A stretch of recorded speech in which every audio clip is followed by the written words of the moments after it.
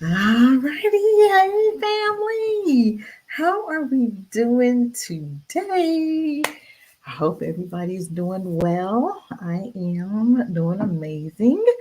Twice in one day, you guys are blessed. You know we got to start our show off right, right? Okay, come on, y'all. Walk with me, walk with me.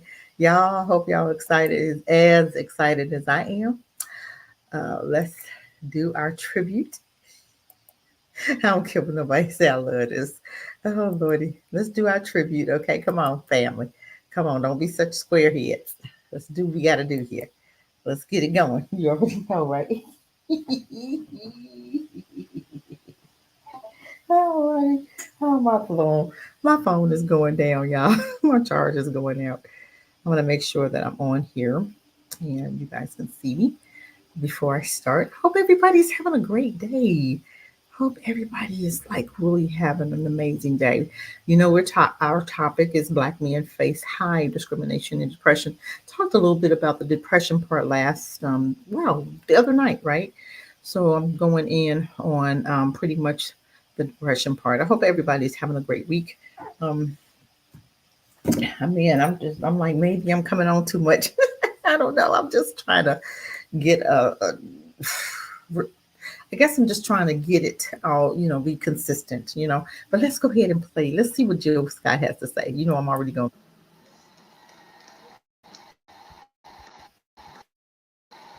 You already know. Let's stay about anthem. Come on. Stand for your anthem, y'all. Let me stand.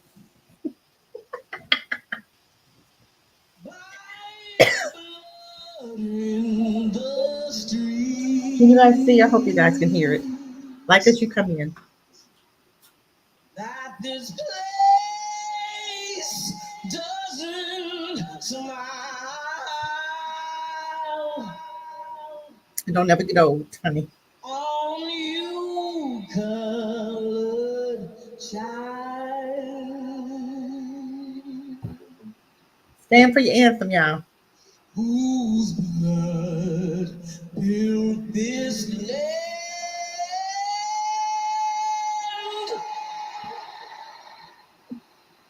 with sweat and their hands,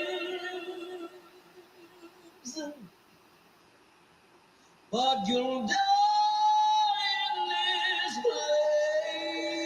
place, and your memory reigns. Pro black Brooklyn. Thank you. Does this truth hold any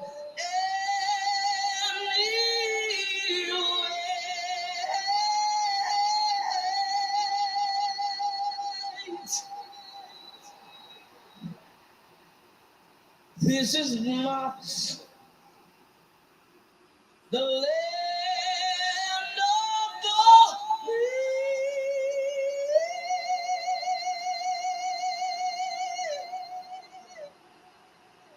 but the home of the slaves.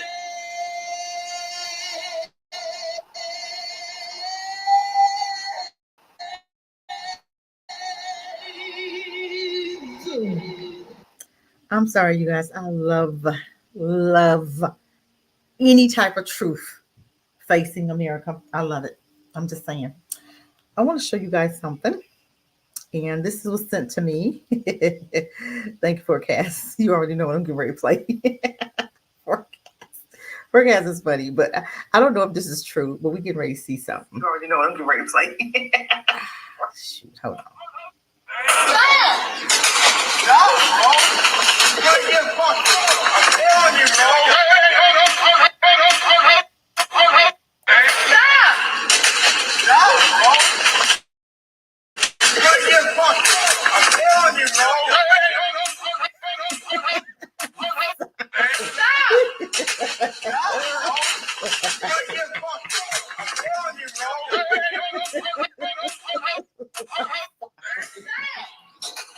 You know what, you guys?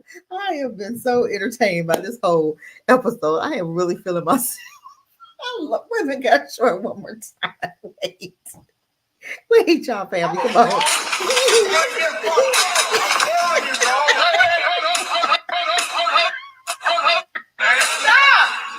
Shaking that head with that chair.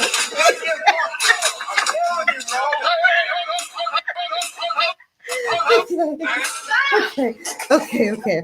I'm gonna try to forecast. Thank you. I'm sorry. I love it. Okay, y'all. Okay, one more thing. Have you guys seen this? This is really super cool. And I played it a little early, and I want you guys, my night crew, to hear it.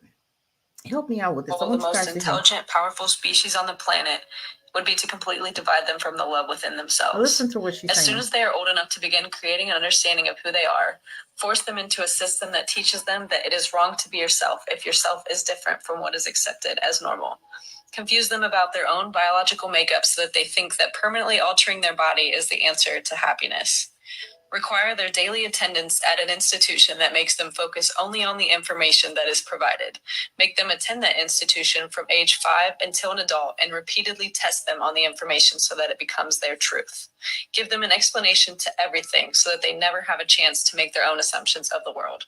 Scold them and humiliate them if they suggest an opinion that opposes that of their authorities. Keep reminding them of how cruel their ancestors were to each other in the past and broadcast how cruel they are to each other in the present.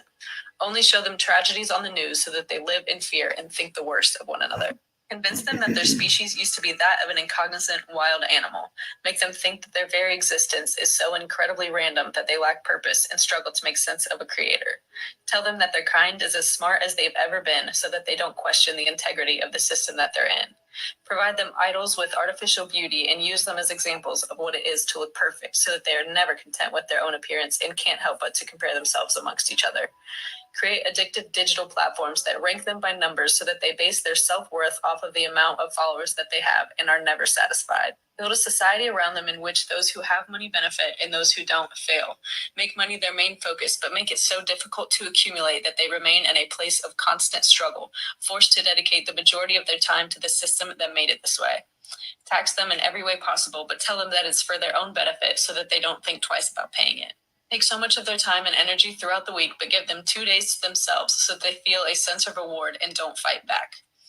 Promote the consumption of poison in every social setting so that even on those 2 days, they remain disconnected from themselves and each other.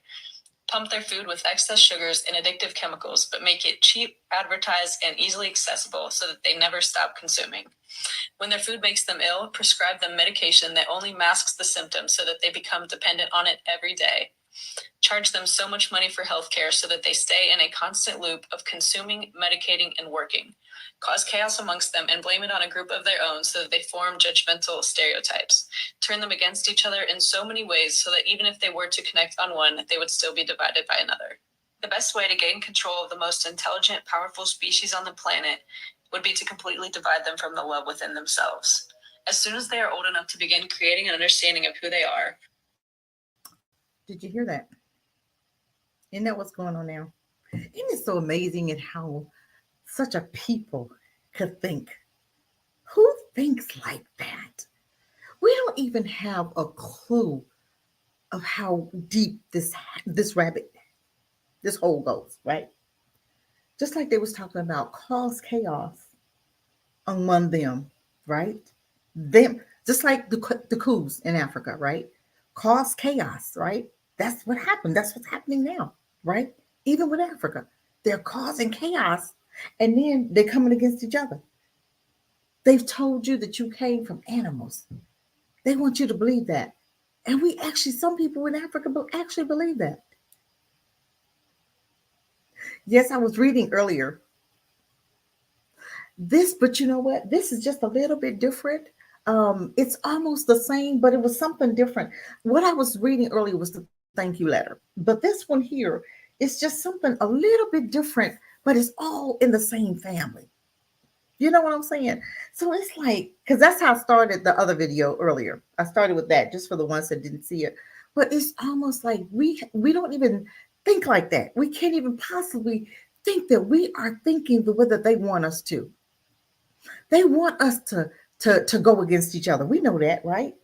Even with the drugs and the medication, and hey, keep them high, keep them, keep them depressed, keep them drinking, keep them smoking, keep them drugged up, right?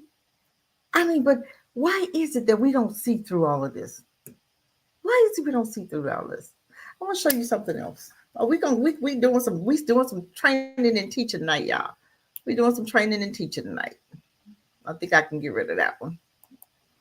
I'm gonna try to get rid of stuff as I go. Hold on, that's not it. I think this is it. My computer don't be acting slow tonight because I be. Let's see if I'm gonna do this. I just want to play this. Okay, let's play this. Let's play this.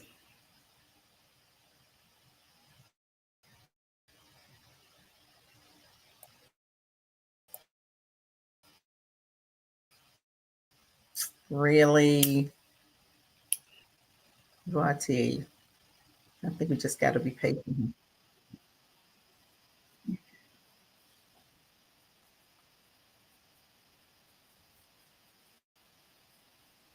You know what? Hold on. I didn't share my screen. Hold on. Hold on. Hold on. Hold on. Hold on. Hold on. Hold on. You know me. I be getting lost here. Hold on.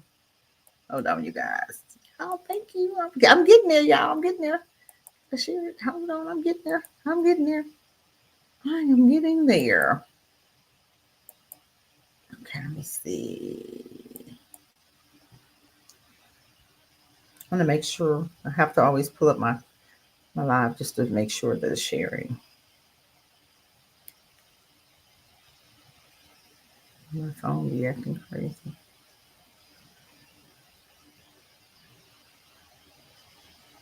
Okay, here we go. Here we go. I think we're there. Reeling on the comments of Jimmy the Greek last Friday? Well, I'm not reading. I thought the comments were pretty accurate. I think that blacks are a superior gene line. Based upon reproductive survival success, you have to reproduce in order to survive. And blacks have been put under 400 years of slavery, given the worst food, the worst medical care, the worst housing. So that would select out the weaker gene lines. And that's why we would be out of proportionally represented in just about every area we're given an opportunity. Are you glad? You sound like you're glad he made these comments here. Now, if whites would like to be superior, they would allow blacks to enslave them for 400 years. Their weaker gene lines would die out. So I think that Jimmy the Greek is unfairly treated by the station that fired him.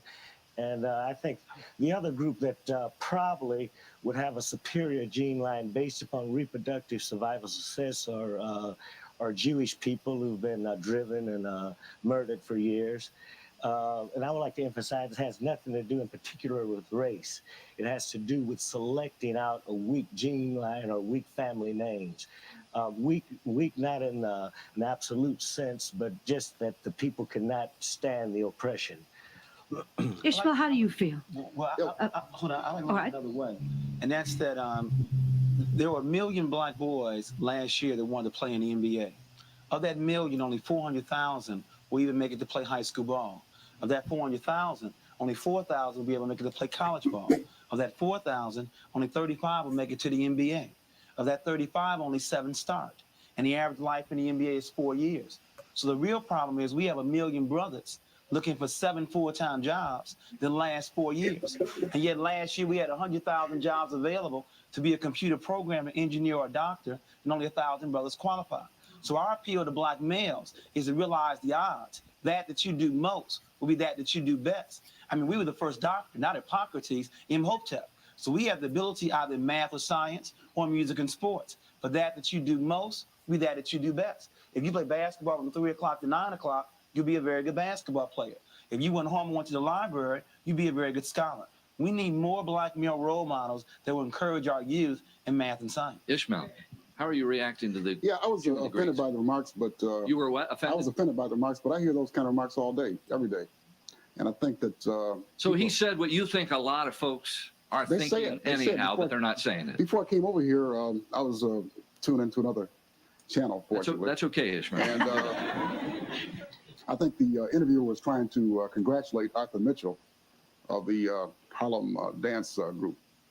And he tried to congratulate him by saying that, well, these people are not into superfly bebop. They're into things that are more forms that are more elegant and sophisticated. I can't think of any music form that's more sophisticated and elegant than bebop. So I took that as a slur against Afro-American music. So I think what happens is that we run the risk of singling out people like Nick the Greek and Al Campanet, is that the way you pronounce his name? Campanet. Yeah, who have working class styles, and we let these elitists, people in culture and education, get away. You understand what I mean? So it seems to be a double standard. People who have a working class background, like those two guys, get blasted. But people in the industry I work in the university and culture, get away. They make remarks like that all the time. So in other words, it's kind of a good thing that it came out. It kind of hit people in the face, made them realize that they have this deep programming that's gone on. Yeah, but see, the programming continues. I mean, you know. I can't see why any people would be insulted by someone saying they're superior. As I read the article, Yeah, but the Reverend Jesse Jackson, Huey, has said he should have been fired by CBS. Dr. Harry Edwards, Huey, hold on. I'm talking about what Huey Newton says right now. Jimmy the Greek also said if blacks are given the opportunity in management in other areas, they will probably be superior there too. And so I can't see where anyone would find fault with him other than the majority group who are afraid of blacks because of our superiority. You said okay. Oh, yeah. I said okay because it's true. It's easy for us to lash out at this person, but he meant that. You know, That was his programming, it wasn't? right. He meant exactly what he said. That was very important to him. So we have to look at that and realize that this is how people are thinking. How do we change people's thinking? I don't want to change it. In other words, if Did you hear what she just said? How do we change people's thinking? Isn't that what the woman was just talking about? Anybody that goes against the norm, goes against what everybody else is thinking, we have to come against them. We got to get them on. And she's doing it right now. And a lot of these white folk do this. Exactly what the young lady was talking about. A lot of white folk think like that. Well, wow, black people say that they're superior. What's wrong with that? They think it, they do it, they show you it. So when we say it, we wrong. Get out of here. They always do this. But I want to read something to you guys. Hold on. I want to read something to you guys. I'm trying to see which one I want to do first. I want to read something. I think it's here. Hold on. I want to read something here. Is this the one I wanted? Oh Jesus! This stuff gets me when it changes up on me. I'm right. Get out of here. You know what? That ain't the one anyway. Hold on. I think it's right here. Okay. At some time, many Black Americans are concerned about the racial discrimination and its impact. Roughly 8 in 10 say they have personally experienced discrimination because of their race or ethnicity. 79%, and most also say discrimination is the main reason why Black people cannot get ahead. Even so, Black Americans have a clear vision for how to achieve change when it comes to racial inequality. This includes support from significant reforms, okay, or complete overhauls of of several U.S. institutions to ensure fair treatment. Did you guys hear that? Like the justice system, it needs to be overhauled. But will they do it? No, because it's working for them. You know, particularly the criminal justice. Wow, justice system. We're gonna have a program on that too. Political engagements, yes. Because how is it that we have Memphis? I just want to bring up Memphis because Memphis is like 60 or 75 or 70% Black, but they're still run by white people, right? The governor, stuff like that. Why is that? Political engagements. That's when we need to get more Black people in the politics locally. Then that way you can change things locally. But I don't think we're not there yet. Primary in the form of voting, supporting for Black businesses to advance Black communities, and reparations in the form of educational, business, and home ownership assistance. I don't believe that part right there. Reparations is cash payments, period. I don't care about nothing else because we already have educational, we have home ownership, we have assistance for home ownership, but you got to qualify for it. Your credit got to be a certain amount. No, give me my money, I can go buy my house for cash, and I don't have to worry about qualifying for anything, right? I can go buy my land for cash. If I have reparations, I can go and invest and pay cash for myself. Then I can't be turned down. All of these other programs is pretty much saying, hey, if your credit is blah, blah, blah, or the businesses, if your credit business loan, your credit got to be a certain amount. Your home ownership assistance, your credit got to be so and so. So the hell with that. Give me my money and let me do what I want with it. Everybody else gets money. We get programs. No, yet alongside their assessments of inequality and ideas about progress existed exists. What is that about? I can't even pronounce that word. Permit. I can't even say it. I ain't gonna try to put my mouth about it. About whether U.S. society and its institutions will change in ways that would reduce racism. And that's pretty really what it needs to happen. All of these systems that have been erected and still in play, like the jail system, the legal system, the prison system, all of this stuff has been erected. It went from one form of slavery to another form, and we went from slavery, we went to Jim Crow, we went to prisons. I mean, it just keeps on changing forms, but it's still the same basket that we keep passing down. And they really think we don't really understand, because you have Black people even now talking, oh, we free. I heard a lady, and this was maybe a few years ago, say Black folk can do whatever they want right now. We've come a long way, and I'm looking at her, I'm like, do you really think you're free? Her thing was, she really thought, she said we've come a long way. I'm like, well, name some things that you see now that changed. Talk to me about the prison system. Let's talk. I mean, it's things that we need to really talk about that's not changing at all. That's actually getting worse, right? But some Black folk think they're free. They really do, because you can live next door to a white person, because you can go to school with them. Do you not know that's the worst thing? Because a white doctor can treat you now and kill your baby and get away with it. These findings emerged from an extensive Pew Research Center, Black Americans conducted online. Okay. Black Americans access their positions in U.S. society and their ideas about social change. Overall, Black Americans are clear on what they think the problems are facing the country and how to remedy them. However, they are skeptical that meaningful change will take place in their lifetime. We see racism in our laws as a big problem and discrimination as a roadblock to progress. So, how do we get them to really change this? How do we get them to really change it? It's not going to be them changing anything. It is going to take us, like I said, running for these local offices and us this handling the police brutality, the economics inequality. These are things that it's going to take us doing. Even if they said affordable of healthcare, I think just creating our own healthcare. I don't think us even having anything to do with them. It's going to be us total separation doing what we need to do for us. It's period. They will never. Why do you think our ancestors moved away from them? Because this discrimination is getting worse. I seen a young man who was actually trying to take the trash out. His dad was African or from some country, right? And the dad comes outside and he's looking out the window and he sees his son. The police is there. The boy just took the trash out. Here comes the police, got him in handcuffs. The dad runs out there. What are you doing? What the heck is going on here? I'm like, man, this dude was huge too. So the police is looking at this dad and he's like, whoa, do I even want to mess with this man? This thing, I'm gonna have to, this is what the police are thinking, because the dad is huge, right? But he didn't think the dad was around. He probably thought he just had a mom, didn't understand he had a dad, but eventually he ended up releasing that boy. Seriously. But do you believe that he would have released that boy, the child, if he just had a mom, if he just seen the mom's presence? This is why we ladies need our husbands, period. That sight of a man, the form of a man, that Black man came out of that house and the police was like, oh shit, he got a dad. I'm messing with the wrong one. Seriously.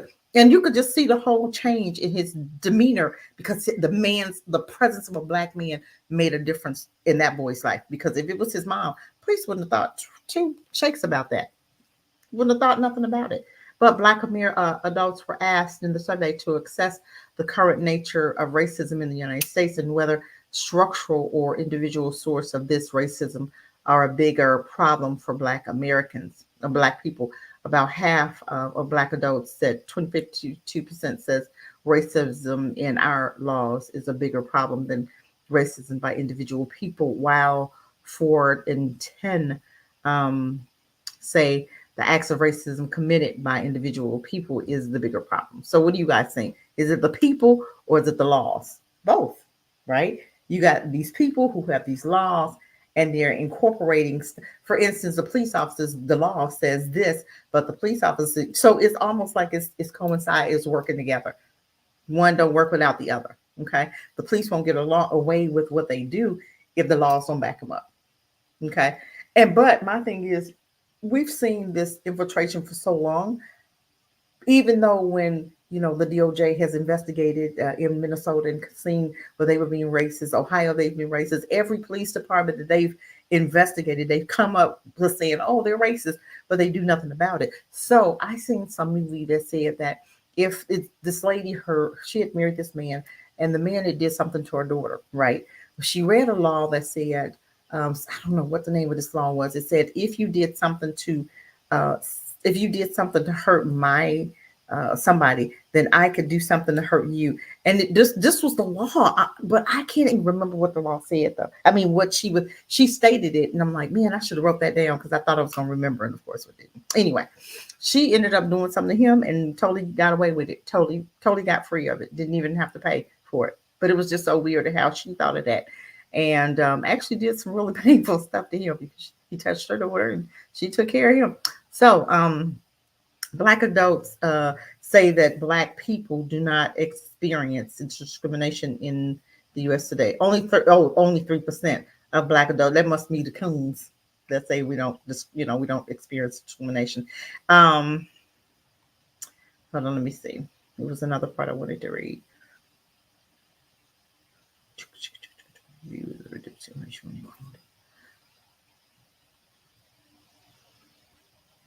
Okay, Black Americans are clear on the challenges they face because of racism. They are also clear on the solutions. These range from overhauls of policies, practices, and the criminal justice system to civic engagements and reparations to descendants of people enslaved in the United States. I'm surprised they even put this in a, I'm surprised they even put this in writing. Then they say changing the institutions such as policing, courts, and prison systems. About 9 in 10 Black adults say multiple aspects of the criminal justice system needs some kind of change, which we know that, right? I'm not going to read all this because I didn't want to spend. Then they talked about voting and buying Black, viewed as the important strategies for Black community advancements, which we know. To do, but they've taught us how not to support us. So they've done a job. And you know what? It was so subtle that we didn't even understand. We don't even understand right now why we do what we do. It's just an automatic, to not even supporting. If you have a business over here, a Black-owned business, you'll go hit the Chinese knowing that a Black-owned business and don't see nothing wrong with it. Seriously, that's how blinded we are. That's how ingrained we are in their system that we think just like them against Black people, like they think against Black people. That's the sad part. And we don't even see it that it's wrong. We don't even see that we think like that. We don't even see that anything about us, how we relate to us, is wrong because they have taught you and trained you to do it because they've done it. So we are mimicking. It's almost like we're peers. We're mimicking their behavior toward us, toward our own. And we don't see anything wrong with it because we've seen it for so long. And it's just something we do automatically, and we'll just say it, which is so sad. I'm trying to see what's something skeptical.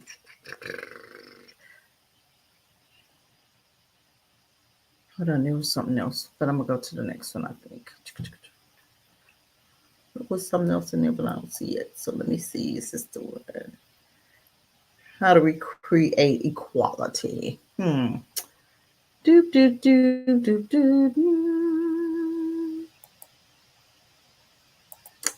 I think that's it. Okay. Okay, hold on. Let me see.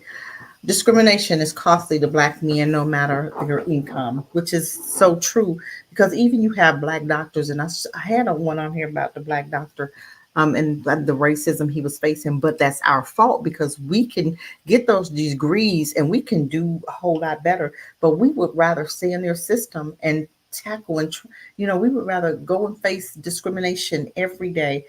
And this doctor was like the director, and them people they do not want a black man on top over them.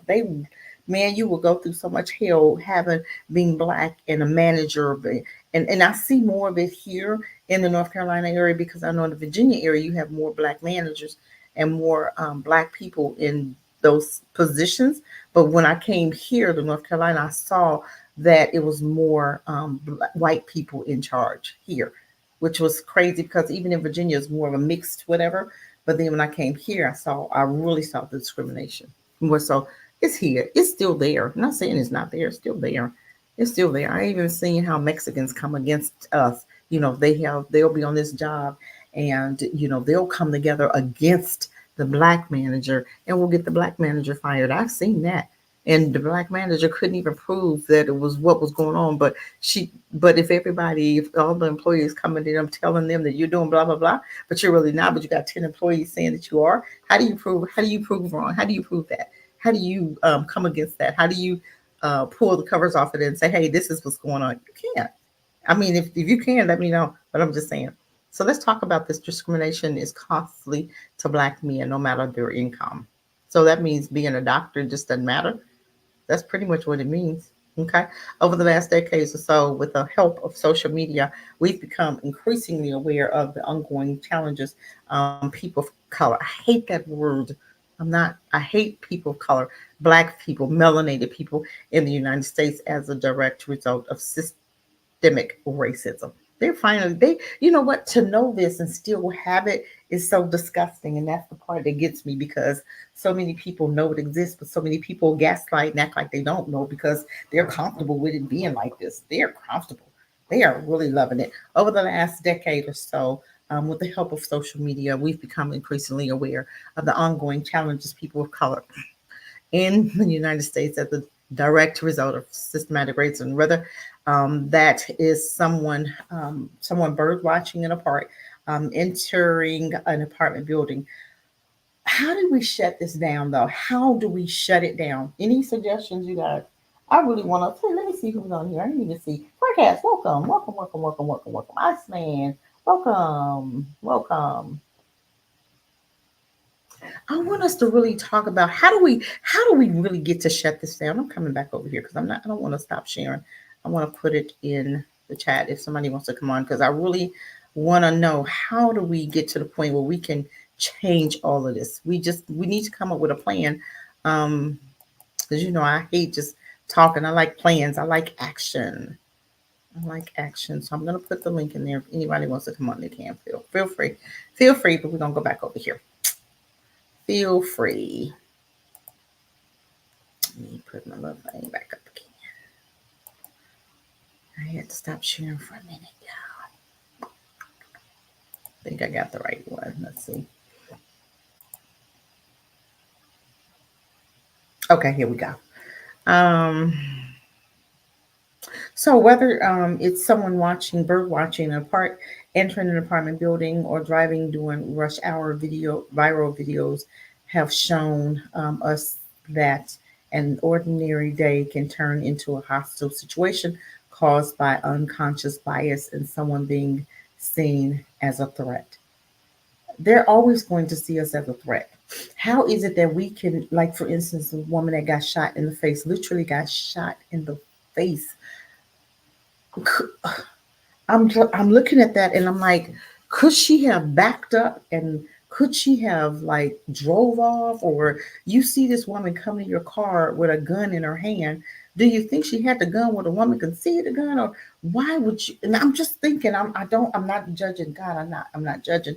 I'm just trying the scenario. I'm putting a scenario in my head to see if I see this woman coming to me with a gun in her hand, am I going to just sit there and try to talk to this woman? Because this woman has a gun. She is meaning business, right?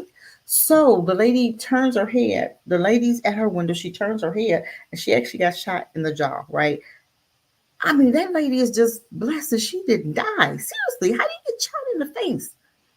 But my thing is, how do you sit there and like not drive off or not pull your gun? Something. We are so like scared of going to prison or jail that we would actually allow them to hurt us, kill us, murder us instead of fight back.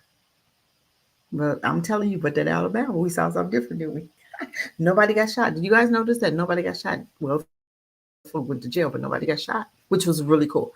I just knew those white dudes in the boat had a gun somewhere. And I'm shocked that he didn't pull it out to start shooting. I'm just shocked that nobody pulled a gun. And that was the greatest part about it, you know. But let's talk about it. Whether that is someone, okay, we read that part. Study published in the International Journal of Environmental Research. I don't care about that either through actually happening or have the heightened awareness of the incident occurred can be costly to a black man. Supporting mom, what else? Okay. Black men face great discrimination. The UCLA study found that black men of all income levels face more discrimination than their white counterparts. We know that. But I'm seeing now that I don't know where black men are working. I see a lot of black men they're not working, or if they are, they're working like $10, $11, 12-hour, 13 hour, 14, $15 jobs. Like for instance, I went to AutoZone and a friend of mine, her son was looking for a job. So I asked him, I said, hey, how much you guys paying? And they go, oh, $10. I'm like, what? 10? I did not know. And I'm not being funny. I did not know that they were still paying people under under $20, like under $18. I'm just saying, I cannot imagine making $10 to $12, $15. I can imagine that. How do you eat? How do you take care of without working like 2 or 3 jobs? That's so sad. But we have to blame ourselves because we will actually work these jobs knowing that it's paying $10 or $11. Who makes that? No white person that I know works on a job that's paying under $30 an hour. I swear, I'm telling you, they get into these careers, and these careers are like cyber, electronic engineering, architecture. They don't just take these flipping hamburger jobs. They may take them for college, but you got grown men that's working at McDonald's, and I'm not saying anything is wrong with it. But what I'm saying is we allow a lot of this to happen in our neighborhood instead of us really going out to really have our own businesses and really supporting, because that right there will help a lot and shut down a lot of these businesses in our neighborhood if you don't support them. And then, like for instance, if you're making $10 an hour, you have a rent that's like $1,400 to $1,500. How do you pay for that? That means you, your wife, your granddaughter, your daughter, your kids, and everybody got to work. So nobody has time. Or that means somebody is working 2 and 3 jobs. Seriously, that is crazy. And I'm like, is this your? Because one guy, he said, well, this is my second job. Okay, well, what are you working for your first job? Are you working $10 there too? So that means you got to work 80 hours. You got to work two jobs, 8 hours, I guess, or maybe 8 hours here, and maybe you're going to work 5 hours. So that's 8, 9, 10, 11, 12. That's like 12 hours. So you'll have to work two jobs in order to make. If you're making $10 an hour, that's what $120 and a day. You know what I'm saying? But still, is that enough to be able to cover what you need to do, your bills? And this is done on purpose. Because them white guys, they make it 30 and 40. I'm just saying. But a guy did tell me about a job, and he was talking about how they contract with the military. You guys heard of this? Contracting with the military. And they said they go overseas. They're going to Germany, and they're going to different places. They're contracting. And I actually got the guy's name and number and his boss, right? And, I was like, hey, let me, I could share the information if anybody is wanting to contract. And these men are contracting like for cyber or, if you've gone to the military and you're looking for work and you like going to Germany, Italy, and these are just to name a couple places. The guy said they go all over America, but what they're doing is contracting themselves and working on a base, right? And they're making like $120,000, $130,000 a year. I'm just saying. So if anybody's interested, let me know. Because I'm telling you, I was like, wow, I didn't even know. I knew nothing about contracting with the military. I really didn't until he came in the other day and was talking to me about it. I'm like, wow, but you're gone. You can sign up for 6 months, you can sign up for a year. So you're literally gone for a year. So if you're married, you either take your family with you, but I don't think you can do that. I think your wife is here and you're over there. I don't know if that's a good idea for a married man, but if you're single with no kids, yeah, heck yeah, get out of America. I'm just saying. Oh, y'all, I'm sleepy. Y'all get out of America. That's all I'm gonna say. So let's finish. UCLA study found that black men of all income levels. I don't know why I keep reading stuff I already read. Black men face consistent experience of discrimination and disappointment when they try to contribute. They are treated like criminals in a society where they often are not allowed to achieve their full potential. And that's so true. That is so true because you got black men, you got these white boys, right? I went to what restaurant was that I went? I went to a country. No, it's not it. What's the one? Oh, what is the one that it's looked like an old people's place back in the day? I can't even remember the name of it. But anyway, my husband and I went there, right? And we had this manager. He was like 19. You had all these older black people that he was managing, right? And what I noticed here in North Carolina, you have a lot of white managers, and even if it's a manager, just say for his mom was a manager at another store, okay? So because she was a manager, she brought her son in to manage. He's like 19. What the hell does he know about managing anything? He was terrible at it, right? So I'm watching him, and I'm watching what's going on, I'm asking questions, even I'm just shooting the breeze. I'm like, well, how old are you? And I don't know how we got into the conversation. Well, how old are you? And he said I'm 19. I was like, how did you get a manager's job? You just got out of high school. So that means you was only assistant manager, probably what, 6 months? This is what I'm saying, because you're 18 and you just graduated. And he said, oh, my mom was a manager. So she kind of brought me in. I said, oh, so your mom was a man. I'm getting all in this business. I'm saying, oh, so your mom was a manager. So she just passed it on in the family, huh? He goes, yeah, so what? And I'm looking at this your kid, and some people who's manager material, and some of these white folk are not manager material. They are just doing it because they white, not say so, and they don't know how to manage nothing worth a dang go. I promise you.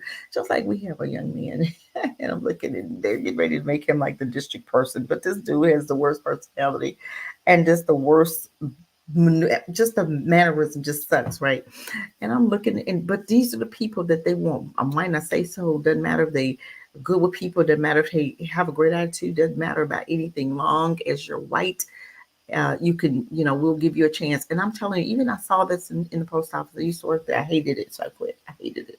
I've had very good jobs. I just hate it. Right? I hate the post office and nothing about it I like. But um, we had one manager. She was new, white girl, didn't know what the hell she was doing, but she just faked it until she made it. I swear, she faked it and messed up and faked it until and was asking us what to do.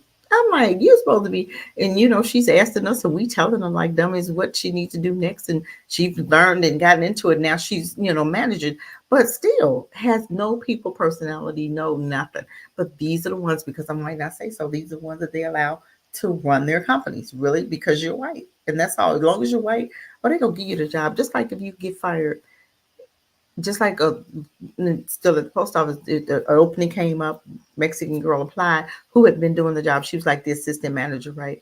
Do you not know they hired somebody outside, brought them in over her, and did not give her that job, but she was already doing it. So I'm like, well, how does that work? How do you do that? And the woman they brought in did know nothing, but she was doing the job. I was like, oh, I was done. I was done. I mean, I'm looking at all of this. This is crazy, but this is how they operate.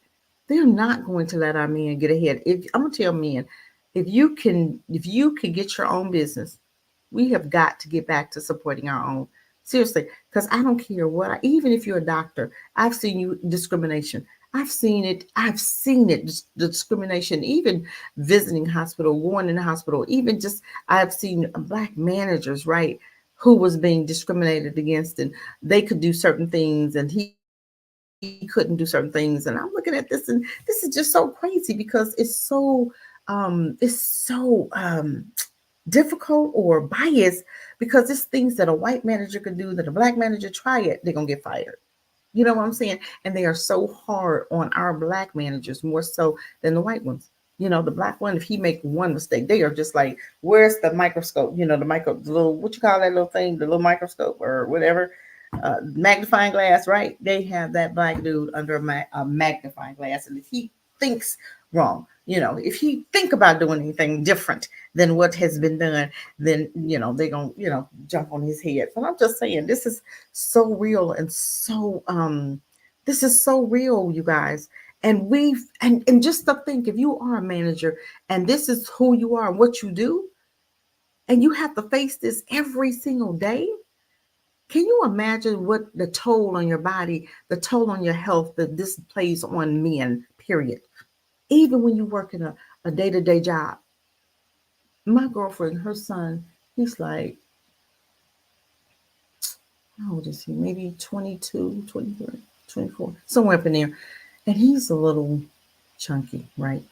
But he's gotten jobs. And this little fella, he's an amazing person, but he can't keep it. And it's not, he's a great personality, but for whatever, and I already know what it is. And I feel so sorry for him because he really be trying. He's a hard worker, but it's not enough. It's not enough. It's not enough being a hard worker. Then that poor baby, he be going through some stuff. And I just look at him, I feel so sorry because I'm looking at him and I know what it is, black, weight, male. That's what we give our own, but they give him a hard way to go also, because of his weight, because him being a black male. And little brother go through some things. He be coming home talking about some stuff that be happening on a job, and she'll come call me, and I be feeling so sorry for him. But he's such a sweet person. Sometimes he don't speak up because he's afraid of losing his job. So I'm like, man, and I'm looking at black men, and I'm looking at what you guys go through in your jobs. You can't even breathe. You can't even breathe sometimes. You breathe wrong. You breathe out your nose when you should have breathed out your mouth. You breathe out your ears. You know what I'm saying? I'm telling you, I've seen it. And I just don't know how our black men survive. Being a black male and a black boy, I don't know how you guys do it. You guys have, in the way you think in the way we have now, society has our black men thinking about themselves, thinking about black women. You think we've done it? Do you really believe we're doing what's happening, this gender war on ourselves? No, we didn't do this. We didn't start this. But we won't fix it. We will just continue allowing it to ride, not understanding that this is some more they're doing. This is the thinking that the woman was just saying, this is their stuff. We have to start recognizing when they are manipulating our minds. Just like voting. Oh my God, last year was Trump. This year, what is it going to be? This year, I'm scared to look at what it's going to be this year because they can't use Trump. Well, I don't know, they might use Trump, but whatever, first president behind bars. But I'm just saying, they can't use Trump this year. What are they going to use this year?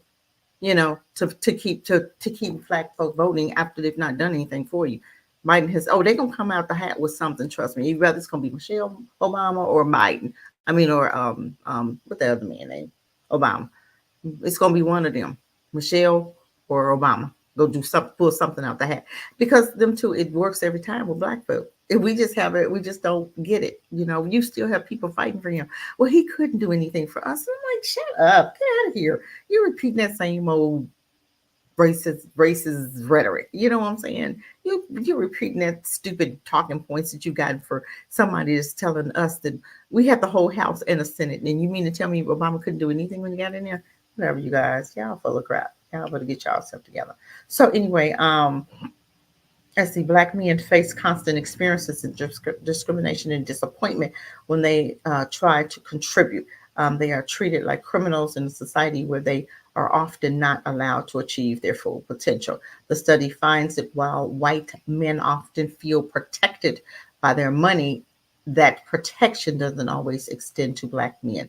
This is also evidence of in a 2019 Pew Research study that found that the more education a black man has, the more likely he is to face racial slurs and people treating him like he isn't smart. I think that's something.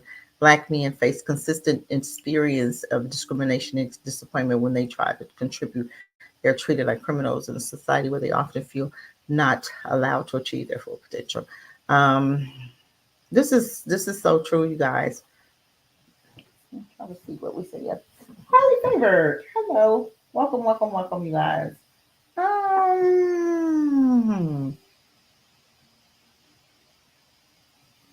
okay, so it is tying it together.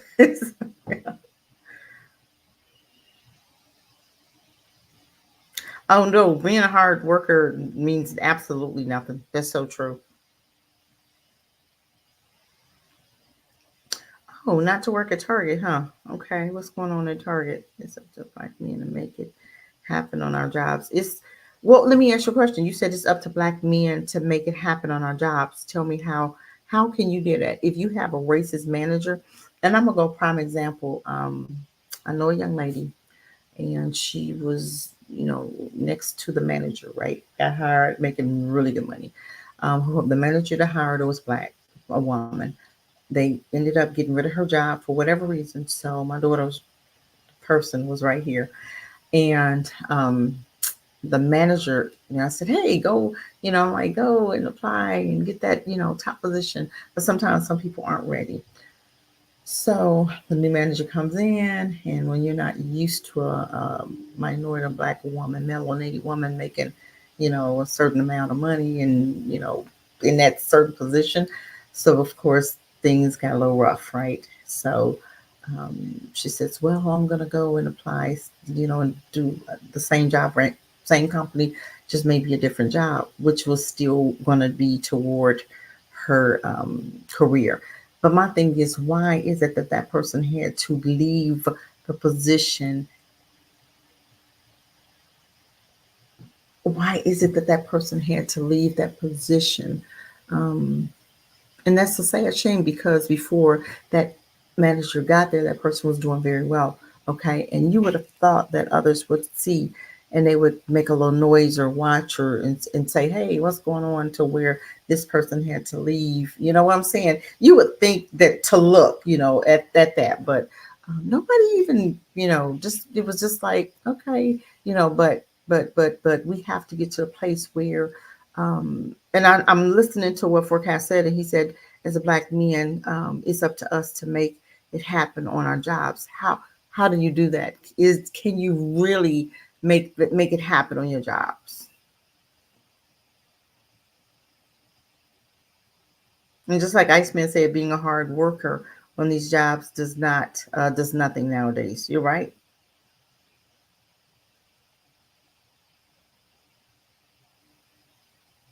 Yes, hire each other. But there is a lady that was working in City Hall, and she was working. She's a black lady. So this was maybe about a few years ago. I had went up there, right? And it was a nice position I saw. And she was black, and I was like, oh, okay, she's black, man. I was, how you talk to your sisters, and hey girl, you trying to like fill them out. Shoot, that child wasn't black at all, honey. She might have looked black, but she was getting all them white folk up in there, honey. She was getting all of them up in there. And I was like, what in the world? She got on my nerves so bad I couldn't. Well, it was like every time I would see her, I just want to slap her because she was not trying to get black folk in these positions. And for years, City Hall used to be all black. You know what I'm saying? Some of these black cities, City Hall, a lot of black folk worked in there, but a white person got in there, kind of squeezed in there, and a black person probably hired them, and they took over. They don't come to support. They don't come to work with. They come to take over. I keep telling people that, and people fail to realize that. I keep telling people that they don't come to work with us. They come to take over. So let's just see what else this is saying. I'm almost done, you guys. I think I'm not trying to be on here long at all. Let me see, where was I at? Previous structural barriers often inhibit black men. Okay, she was saying, this lady Susan, whoever, Crotch or whatever, said that she says that the structural barriers often inhibit a black man's ability to take advantage of his achievements the way that a white man can. Perceived discrimination was measured in 1,000, 12,000, 1,200 Black men and 372 non-Hispanic white men. They were asked questions about being followed in stores, receiving poor service, and being called a name. The results show that almost daily, Black men face microaggressions and discrimination year after year, day after day, minute by minute. It's always there. It never goes away. And that's the most disgusting part about it, because it never freaking goes away. It's always there. So it's almost like you can get in a rut of being discriminated and knowing it, but get so used to it, but you be like, it don't even matter. So they begin to keep on treating you bad, and you don't even make a big deal of it because you're so used to it. And that's where we are right now. We've been treated so bad for so long. We've been so docile. That's why everybody was so shocked at the Alabama thing, that everybody was like, oh my God, look at the brothers swimming. Did you see the excitement in the woman's voice? But we've been so lethargic and so like, okay, it's like this. It's going to be like this. Oh, well, we're used to it. And we got tired of used to, but we got tired of seeing it. But when that thing really got into like motion, the woman that was doing a commentator made that thing like so real for everybody that you got excited. She was excited. And, she was like, man, that whole, excuse me, the connotation or the comments that she was saying, even while the Alabama thing, it was just like it just did something to you inside, because you was like, oh my God, this is what we've been waiting for. Wow, and you like, where's the Moses? You've been looking for that moment of when Black folk rise up globally and really go in with this. And I think we should continue to talk about this. I think we should talk about this until like when the police kill you, how they show it over and over and over and over and over for like 6 months. We need to talk about that Alabama thing at least 6 months. I'm just saying. And past that, if we can talk about it for a whole year, let's keep showing it. Let's keep talking about it, because we don't want to forget. Seriously. I'm just saying. But so let's see. This is a recipe for weathering, which describes the psychological toll that this kind of adversity can lead to. Weathering puts you at an increased risk of cardiometabolic conditions like type 2 diabetes. And see, people don't even understand that a lot of what we're going through now with all of this racism has a lot to do with health, with what we want, the health, right? And a lot of what we're going through, even on our schools, a lot of our children, even by us allowing them to educate, and we give them when we have them, they're fine. But until we get them over to them in kindergarten, preschool, and kindergarten into their system, then you begin to see the breakdown of the black boy. You begin to see, because even what the man was saying, that they're in the first through third, they're here, but then you begin to say fourth through seventh, it goes down, right? So we have to understand, can we say honestly that us putting our children in their system begins the decline of our baby boys? Because the girls are, I'm not saying that all children are not affected by the racist system, but our boys and our high school boys and our men are affected the most, because you can actually see the behaviors of when kids just don't want to, they just be like, oh my God, I hate going to school. Because especially for our boys either drop out or they get so, it's just like pulling teeth to get them to go. But we as parents don't understand that it's the system that they don't want to be bothered with every day. It's the classroom structure and the education, the classroom structure, the always being a center of attention, because the teacher is going to make you the center of attention, because she's going to always try to make you look like the bad guy. But that's her job, because what the lady say, we keep doing it. We constantly blame them. We constantly make them look bad. We constantly tell them that your relatives, your ancestors wasn't shit and you ain't shit either. Constantly. I mean, come on. That's what she said. You always going to keep in their face, you came from an animal. You came from nothing, so you still nothing. And they're telling you what they came from. A lot of what they say is about them. And we suck it up and we believe it and we pull on it. Just like when they was telling us about COVID, and they said, oh, most of them, if you really remember in the beginning, it was a lot of them dying. I remember that. I'll never forget. And then all of a sudden that thing turned around and I was like, hold on, when did it turn? I saw when it turned. And it was such a shock. I'm like, wait a minute. See, people forget. I forget. I'm hearing all of this because I'm glad to hear it. I'm hearing all these people in France and Italy and all these European countries was dying like they were dying like crazy, right? Then all of a sudden that thing switched and they said, "Oh, most black folks." And I'm like, But black folk was believing that. But this is what they do. And we still don't understand their tactics. We have to get to a place where we are understanding their tactics. I'm going to play it again. Y'all got to understand this. Yes, I'm playing it again. Y'all be quiet. Because I need you to get it. Because it's so important. We have to get this. We have to understand this. We have to get it. I'm telling you guys. Yourself, we have to. if yourself, hold on. I need you guys to hear this. Seriously. The best way to gain control of the most intelligent, powerful species on the planet would be to completely divide them from the love within themselves. As soon as they are old enough to begin creating an understanding of who they are, force them into a system that teaches them that it is wrong to be yourself if yourself is different from what is accepted as normal. Confuse them about their own biological makeup so that they think that permanently altering their body is the answer to happiness. Require their daily attendance at an institution that makes them focus only on the information that is provided.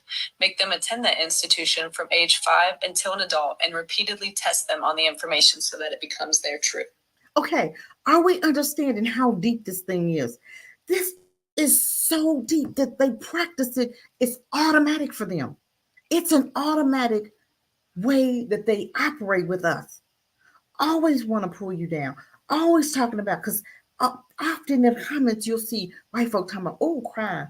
Oh, you came from nothing. Oh, you lazy. They want to always talk about the negative connotations or the negative part that they've heard or they was taught, or they continuously regurgitate it, continuously. Every chance they get, they want to regurgitate how nothing you are. They want to tell you how you came from nothing. But guess what? Everything that they're telling you is about them. We don't understand that though. We don't get it. So we keep listening. So we regurgitate it. We tell each other. Then she even said something about we want to make sure, we want to always point out the negative part. We want to always show them the negative part of themselves. Let's just little by little. Come on, you guys, y'all work with me. Give them an explanation to everything so that they never have a chance to make their own assumptions of the world. Scold them and humiliate them if they suggest an opinion that opposes that of their authorities. Keep reminding them of how cruel their ancestors were to each other in the past and broadcast how cruel they are to each other in the present. Okay, did you hear that? Did you hear that? They always want to make us feel bad. Then they will say, well, you ain't nothing. Your ancestors were nothing. And now you ain't nothing because of how you treat each other, because your ancestors treated you guys like this. So now you treat each other like that. And they always want to make it our fault. Do you understand? See the thinking, but we don't understand the thinking. So we continuously pointing fingers, just like I keep talking about this gender war. This gender war didn't start from us. It started from them. It started from them and they kept regurgitating it. What's the next gender? What's the next war that they're going to come up? What's the next thing that they're going to come up with about us, with each other? See, we don't have no sense to understand. They're doing it. Hello? This is the perpetrators. But we'll look at each other and we'll blame each other. And then we go, somebody will whisper in one black person's ear, or they'll whisper, there'll be 100 of them on our jobs, okay? In the church. Come on, you guys.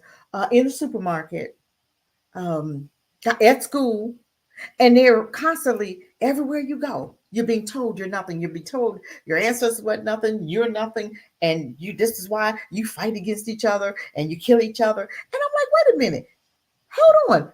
Who's shooting up schools? That's the first thing I do. Then they said you're always angry, and I'm like, wait a minute. You're all what they say. Oh, you have the victim mentality. I'm like, look, we have a right to. You always try to tell us to get over something that's still happening. You don't have a right to do that. I'm always checking them, but we don't check them enough. Shut them down because they regurgitate the same stuff over and over. The same stuff over and over and over. They talk the same way all the time. It's never anything new.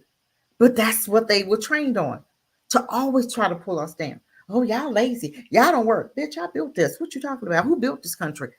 That's the first thing I say. Who built this country? And everything, that iron over there that you using, that chair that the man just beat your brother with, who created the chair? I'm just saying. Come on, you guys. The light, peanut butter, blood transfer, all this stuff. We created it. And you want to tell me? Look, dude, you better check your history. Because your history, when somebody lied to you, I'll tell them in a minute. You better go get you a history book. And not Google, because sometimes Google is wrong. Because Google will tell you, oh, tell you a white man created that folding chair. Black man created the chair. What you talking about? Don't play with me. Don't play with me. So let's talk about the black tax. Huh? I'm almost done. I'm not going to be here long. I promise you, I'm almost done. Okay.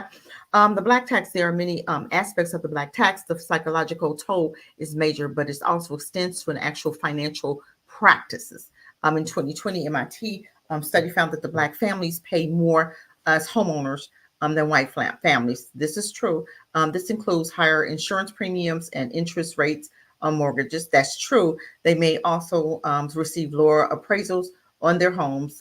This was proven recently when a black couple had their white friends pose as the homeowner after their home appraised at $500,000 less than what it was worth. Ain't that something? Donahue, founder of Money Avenue, also described it as a black tax, as a term many use to describe the financial costs that successful black professionals pay, often to support less fortunate family members. It is exasperating for societal pressures and economic systems that has historically denied black people opportunities to build generational wealth. There is no building of generational wealth. If you're not buying your home, if you're not buying land or have bought land, there is no generational wealth. You can't pass EBT down. You can't pass an apartment down. You can't pass your degrees down. You know, we are not building or leaving generational wealth for our children. And just like that family, I'm thinking about the family that bought those hundreds of acres. You're buying land, just like I bought land. I'm leaving it to my granddaughter. I'm leaving it to my kids. And I'm saying you can never sell it. Okay, let's keep talking. Baker also described how successful Black people feel obligated to offer a leg up to family members who may have sacrificed to help that one person get to where they are. Being the first to graduate college in my family meant I was the first to have a six-figure job, says Baker. So I understood the black tax. My family began to look at me as the source of funds for everything, just because the perception was that I could afford it, whether that was true or not. What Baker understood is a contribution factor is the legacy of discriminatory practices that have prevented Black families from building wealth, and this caused a wealth gap between them and white families. Okay, it's would take 227 years for Black families to obtain the same amount of wealth as a white family. I think it's going to take longer than that now. The redlining, which is, how many know the redlining still goes on? Discrimination, segregation, separation is called genocide. They just rename it. Redlining never stopped. They'll tell you it's not stopped, but anytime you can tell me that I can get, I remember we were buying a house and it was an area where it was like drug infested. You know, they was giving us like $25,000. No, you ain't gonna give me no $25,000. I said, give me that 25,000. Let me take it anywhere I want to take it. Oh no, you have to take it over here. Why is it that you can give me $25,000 in a drug infested neighborhood with all these prostitutes and hoes in it, but you can't give it to me to go where I want to live? I'm not living down there. I don't have to. So why would I? And a lot of people was taking that $25,000. I'm not living like that. I don't have to. But I don't want to live where all white folk at either. Okay. I'm just saying. So, and redlining and the GI Bill have been major contributions. Some realtors have not been able to show houses to Black families in white neighborhoods, and banks would not lend in Black neighborhoods. The GI Bill helped to jumpstart the wealth. And you know, some of those Black folk that went to the service couldn't even use those GI Bills. Remember that, right?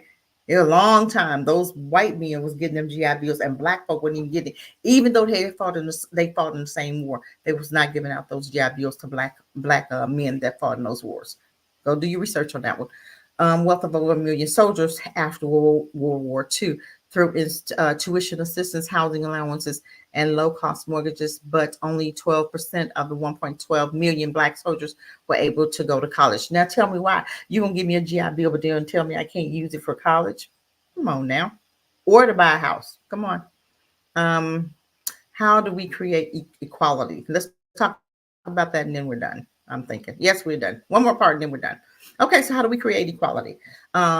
Lead study author, whatever, says that upward mobility may be harmful because more Black people now may now be in the white spaces. Why would you want to be in a white space? That means when you're in a white space, that means you either think like them, you act like them, or you getting so much hell because you think different that it makes it a toxic environment. If you don't kiss their behind, or if you don't act a little bit like them, or if you don't talk like them, or if you don't like, if you've not acclimated yourself to their spaces, that's how it can be a toxic environment, right? So it's two, either you're acting like them or you're pretty much thinking like them.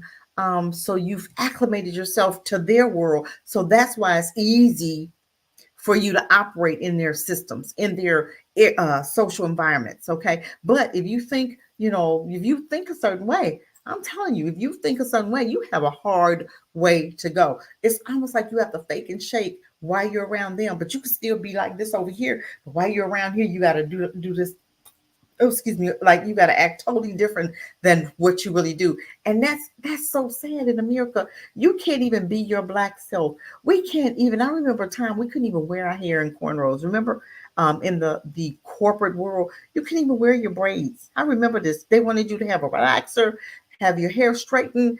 We always had to conform to look like them. But this is what we wanted. This is what we wanted. We wanted to fit into their spaces, so we had to look like them. So now you got black women with wigs way down to their booties, okay? And your hair ain't that long, okay? Got these little lace fronts, and the lace fronts way. I mean, it's whatever. Anyway, I ain't gonna go there. I'm gonna leave the lace fronts alone, okay? Okay, so however, there's a successful black express better treatment and think that they deserve it, but often did not get it. However, the authors believe discrimination needs to be addressed in an institutional level before change can come about. And that's true. That's so true. According to change has to come faster. Change has to be permanent. How is change? How are we going to get there? How are we going to get there when they're still in charge of majority businesses? How is change ever? Why would they change to make things fair or equal or to make you feel more comfortable? That's their businesses. They don't care. You don't like it, leave. And that's the way they think, right? So how would it ever get to the point of changing? I don't think so. I think once we create ours and teach them, well, not teach them, but show them how it needs to be done, because it's certain ways how we would run stuff. You know what I'm saying? It's certain ways that we do stuff. We do stuff and showing a heart. But you have black folk now that'll work around white folk and treat you just as worse than the white master, because of them wanting to show them that I'm not going to show favors to my own, but I'll show favors to the white girl. But white folk don't have a problem showing favors to their own and treating you like dirt. But we have an issue when it comes to our own. We will never treat our own the way we want to be treated, but we always are harder on our own in front of them. And period, just period. Why is that? Do we ever think about that? And I look at some of them, and I've seen it. I'm like, why you act like that? You don't have to do that. Seriously. It was just as mean. You'd be like, what? I'm telling you, I've had so many experiences in the post office. This woman came in, black lady, right? And when I got there, everything was cool, right? This is different because they would send us out to different post offices, right? I hate it. I keep telling her I hate that place. So this one black woman, she was a manager, but I'm telling you, she walked in the room and you could feel the whole energy just shift. And I was like, what the heck just happened? And I looked, okay, I said, who is she? This woman changed the whole atmosphere. That is power. That ain't nothing but the devil. When you could change the whole atmosphere. That woman she was horrible. She was nasty. She was the manager. She was the nastiest woman in the world. And I was like, oh my God. And they wouldn't even get rid of her. She would have, but she was good at what she did, but she was horrible. That's why they kept her, because she was good at her job. Even though she would have so many problems with people, long as she was moving that mail, it didn't matter it didn't matter, because she was still doing her job. Which you want to have both. They don't care if you have both or not. They don't care. I'm telling you, I don't know. Some people were, I don't know. I swear the whole atmosphere went whoop, whoop. It was like, what just happened? It was terrible. Anyway, leading study author said that upward mobility may be harmful because more Black people may now be in the white spaces. Successful Black experts better treatment and think they deserve it, but often do not get it. However, the author believes discrimination needs to be addressed in an institutional level before change can be about. According to May, change has to come faster. Change has to be permanent. We are tired of hearing, wait your turn. Black men's dreams have been deferred for far too long, and they've been deferred so long, even in the prison system, which is so sad. So many Black lives have been devastated because of being falsely accused, and these officers planning drugs. And I'm telling you, I've worked in jail. So I'm telling you, I've worked all over the place. Because I'm telling you, when I was young, I was like, I don't care. I'm not working anywhere. It's toxic. It got toxic. I quit and I went on to the next place. Seriously, it was so many jobs. I could get a job like this when I was young, right? I still can, but I don't care. I'm finna retire. I don't give a damn about none of it. But anyway, when I worked in the jail, I would see innocent Black men and women, and it was so pitiful. And I remember, I'll never forget this one girl. She was there. Her baby was like months old, and they had her in there for murder, and she really thought she did it. And it was so weird. Her and the guy she was dating, her and his ex-girlfriend got into it. She stabbed the girl and thought she killed the girl. Listen to this. The girl took her home, right? He went back to the girl, killed the girl, and blamed her. This is so weird. I swear this was like some prime time stuff. I swear it was ridiculous. So she went to jail, but they thought she did it. So she went to jail for her murder, but he did it. Ain't that something? So for years, she was in jail, literally pretty much like 10 years. Her brother, because they gave her like some time, her brother was in the process of becoming a lawyer. Her brother proved her case and got her out of jail. That's the only way. The system had already didn't even try to find out what had happened. Her brother was the one that, he was in school for law anyway, but he was the one that got his sister out. And thank God for her brother, because she'd have still been in there probably. But I'm just saying that how many lives are ruined in prison, and how it is freaking wild kingdom up there. Men sleeping with men, and it's so much evil up in the prison system. And this is why they do it. If you guys will really understand some of the stories you've heard, it's true. I've seen it. It's disgusting. And I'm like, I can't do it. I seen so many innocent people, and I don't believe that you need to spend 25 to 30 years in jail for drugs. Why? You didn't kill anybody. And who gets 100 freaking years for murder? Self-defense. No. If you come after me and I hurt you because you beating on me, why am I in jail? You hurt me. I took care of you. Just like, remember the what case was that with these two young girls? They were trafficked. It was Centuria. It was two girls. Okay, I mean, it was two. These two girls were like 16. Like, one was light skin, one was darker, and it was like a few years apart from each other. But Centuria, if I'm not mistaken, she was the first one. She was being trafficked. She ended up killing the guy that was trafficking her, right? And they sent her to jail. But the guy that was trafficking her had a record, right? Shouldn't have been around kids. That happened another time with another girl. But the guy that she killed trafficked her also. They said she killed him to steal his BMW, but he wasn't supposed to be around kids because he should have been in jail because he had a pedophile case and he wasn't supposed to be around kids. He should have been in jail, but they didn't pick him up. They weren't even looking for him. She was with him. She was being trafficked by him. She ended up killing him to get away from him. She went to jail. How does that happen? Why? Why am I spending 30 years in jail because I just murdered a pedophile who trafficked me? This whole system is jacked the hell up. Just like Ozone, the Black guy. He was in the NFXC. He's sitting in his car. He's out front, sitting there. And he goes, the police officer, now he's minding his business, not bothering me. I don't believe that a police officer, nobody has a right to bother you. If I'm not committing a crime, or if I'm sitting in my car, what the hell I need to talk to you for? I don't have to step out my car. I don't have to be bothered with you. I don't even have to talk to you. I don't even want to talk to you. If I'm sitting in my car, minding my business, you come up and knock on my window. Hey, let me see some ID. Get the hell out of here. What you see an ID for? I'm not bothering you. You don't need no ID. I'm going to act like I'm deaf, and I'm going to just sit there because I'm going to act just like I don't hear you. Anyway, so Ozone, he opens, raises the car window down. The officer, hey, you got some ID? And I think I showed this. And he goes, well, what's going on? He's sitting in front of his house. His house is right there, you know. So the officer harassing him. So he said, well, Ozone said something about, was asking him, why would you need to see ID? They went back and forth. Then he said, okay, get out the car. Let me see some ID. No ID. He didn't show him none. He said, okay, I want you to get out the car. So before he actually opened Ozone's door, he made a call. He said, I have a code, blah, blah, blah. I can't remember the code, but it was a dog whistle, I do believe.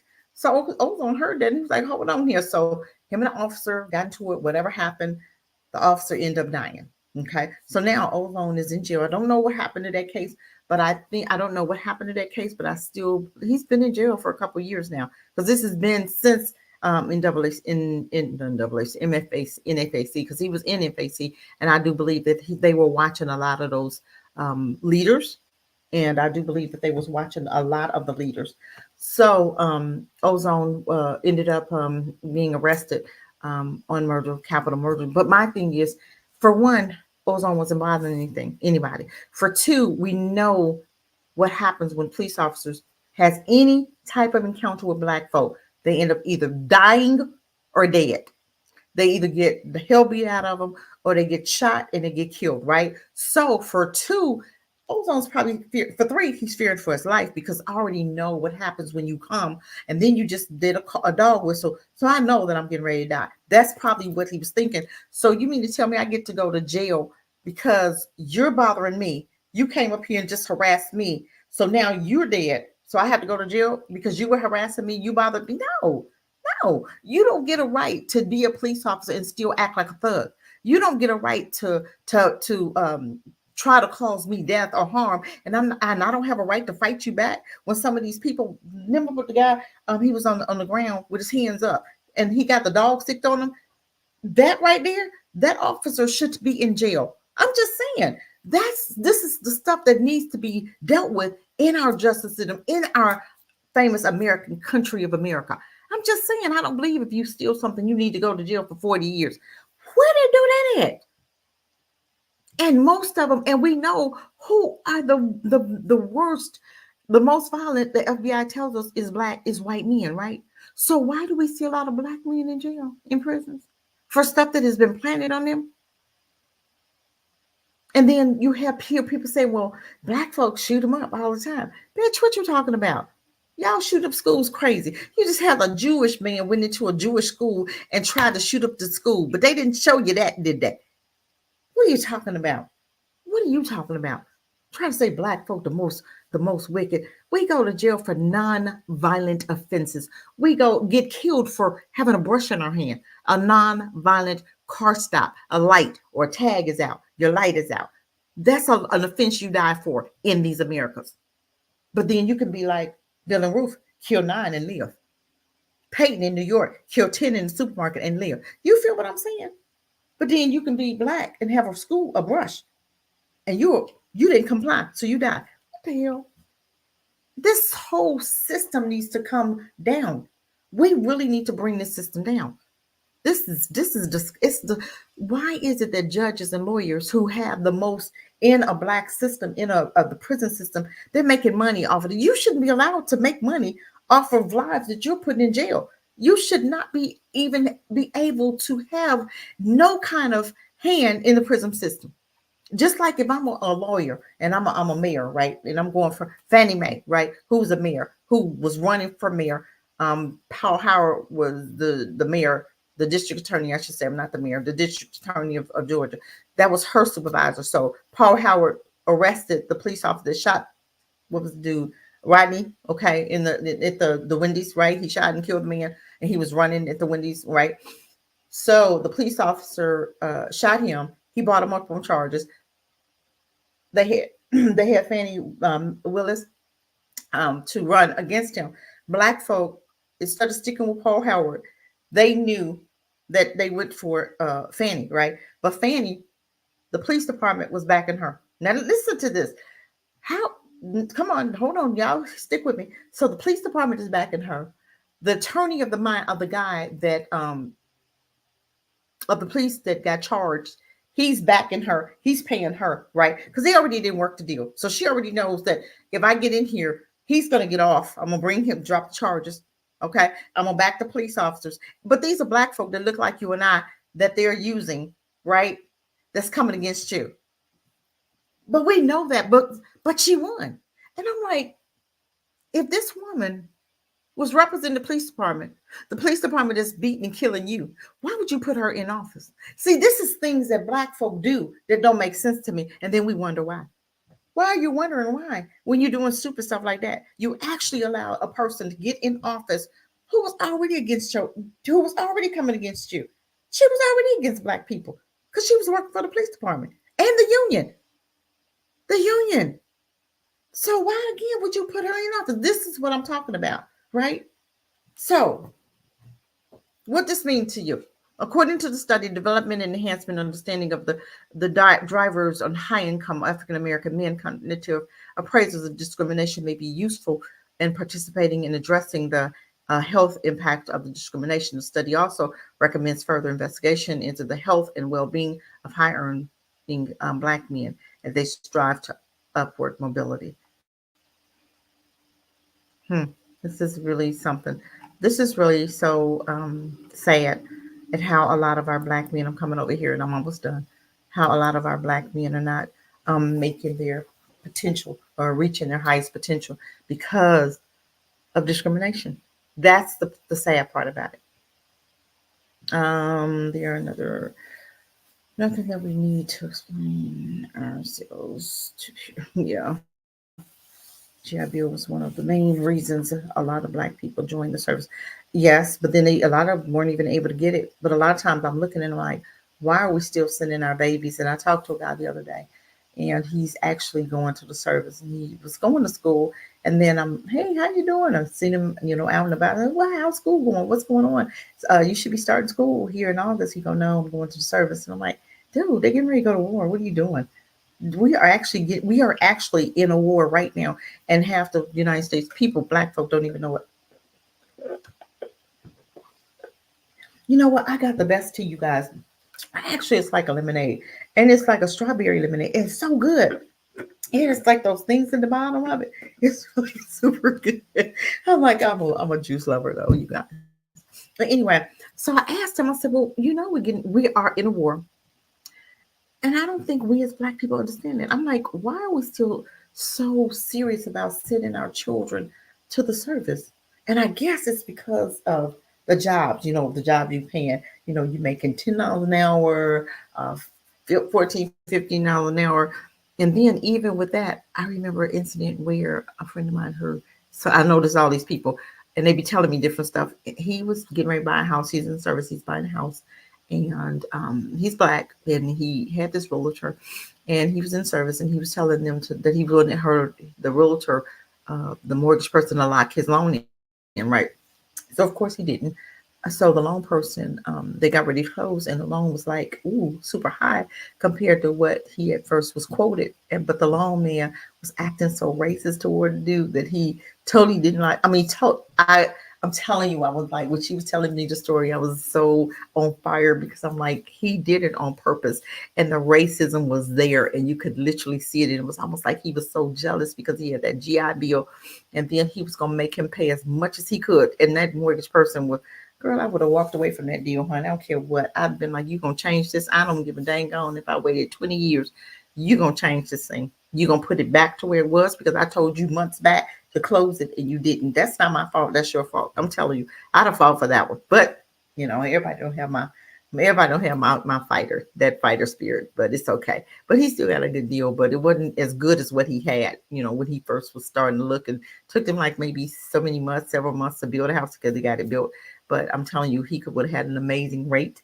But right now, I don't think anybody needs to be buying houses. But it was, it's pretty and stuff. But I think right now, with everything so high and expensive right now, it's just the worst time to buy a house right now. But it's pretty. But okay, you guys, I'm done. I think we need to finish this, my little white lady talk, my white lady spiel here. I think we're gonna finish this and then I'm done. Okay, I just want to finish this for the ones that didn't hear it. She's gonna finish. Only show them tragedies on the news so that they live in fear and think the worst of one another. Convince them that their species used to be that of an incognizant wild animal. Make them think that their very existence is so incredibly random that they lack purpose and struggle to make sense of a creator. Tell them that their kind is as smart as they've ever been so that they don't question the integrity of the system that they're in. Provide them idols with artificial beauty and use them as examples of what it is to look perfect so that they are never content with their own appearance and can't help but to compare themselves amongst each other. Create addictive digital platforms that rank them by numbers so that they base their self-worth off of the amount of followers that they have and are never satisfied. Build a society Did around you them hear in that? which Did you hear that? Did you hear that? Did you hear what she just said? It's all about the numbers. Make them feel that they're important. Tell them that, wow, make them feel that they're better than all the rest. These people are so freaking demonic. It's ridiculous. Who in the hell thinks like them? Who thinks like them? I keep talking of these are Satan's seeds. These people are Satan's seed. I don't care what nobody say. And it's gonna come out. But let's finish listening to the Karen. those who have money benefit and those who don't fail. Make money their main focus, but make it so difficult to accumulate that they remain in a place of constant struggle, forced to dedicate the majority of their time to the system that made it this way. Tax them in every way possible, but tell them that it's for their own benefit so that they don't think twice about paying it. Take so much of their time and energy throughout the week, but give them 2 days to themselves so that they feel a sense of reward and don't fight back. Promote the consumption of poison in every social setting so that even on those 2 days, they remain disconnected from themselves and each other. Pump their food with excess sugars and addictive chemicals, but make it cheap, advertised, and easily accessible so that they never stop consuming. When their food makes them ill, prescribe them medication that only masks the symptoms so that they become dependent on it every day. Charge them so much money for healthcare so that they stay in a constant loop of consuming, medicating, and working. Cause chaos amongst them and blame it on a group of their own so that they form judgmental. Don't they do that? Is she right? She's talking. Yes, it's sick. But we're just gonna. I'm almost done. I promise you, I'm almost done. I'm almost done. Stereotypes. Turn them against each other in so many ways so that even if they were to connect on one, they would still be divided by another. The best way to gain control of the most intelligent, powerful. Did you hear that? This is how these people think. I appreciate everybody that came through. I do, but I'm still trying to gain light on our Black issues. And this is not famous at all for Black people. If it's not entertaining you, then a lot of people don't want to hear it. And we're just saying, because this is for your survival. But we don't want to survive. White folk didn't tell us it was okay. We're not going to think about it. White folk didn't tell us that we in danger. We're not going to think about it. But guess what? They in bunkers right now. They in bunkers. They think they're going to go to Africa and cause harm over there. This is totally biblical, y'all. I don't care what nobody say. Y'all watch and see. They're going to take their asses up to Africa and they're going to get ate up. They're going to get ate up. We better learn real quick, you right? We better learn real freaking quick because we getting ready to get into something right now. And you ain't going to like it. You ain't going to like it. You ain't going to like it. It's sad. Because right here, these shows that we do, these shows forecasts should be packed. And they're not. Why aren't they packed? Because people don't want to hear the honest truth. They don't want to hear truth. They don't want to believe that they don't want to believe that what's coming is coming. They don't. And it's okay. Because I ain't mad at you. I'm done. I'm done. Y'all can go have a great day. Live your life and enjoy your life. I'll be back probably Saturday. I'm going to be on Maurice's show from now on Saturdays at 7 o'clock. And I'll be putting a link in the chat. I'll be putting a link in when I get it. I'll shoot it to a few of you guys. But yeah, I'm going to do a lot of shows with Brother Maurice and the Doc. Okay. So I hope you guys will join in. And this is going to be tomorrow at 7 p.m. I'll be hanging out with my brother Maurice Muhammad and the Doc. And what's the other lady named Diamond? She's funny, ain't she? She's funny. She's funny.